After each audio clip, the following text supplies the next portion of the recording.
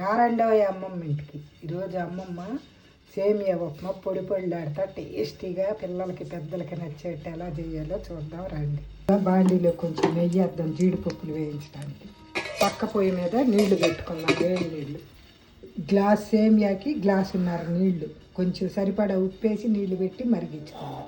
జీడిపప్పులు వేయించుదాం. జీడిపప్పుని తీసేసుకుందాం. జీడిపప్పులు వేసిన బాండీలోనే ఇంకా కొంచెం నూనె వేద్దాం. అది నెయ్యి కదా, కొంచెం నూనె వేద్దాం.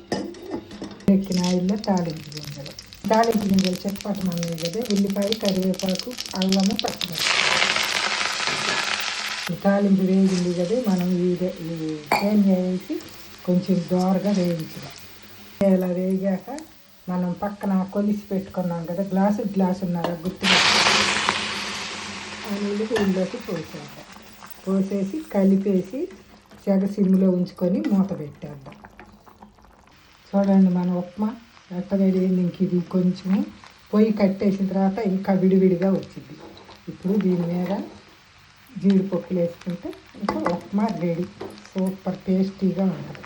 పొడిలాడుతా మన జీడిపప్పు సేమియా ఉప్మా రెడీ. మీరు కూడా ఒకసారి ట్రై చేయండి.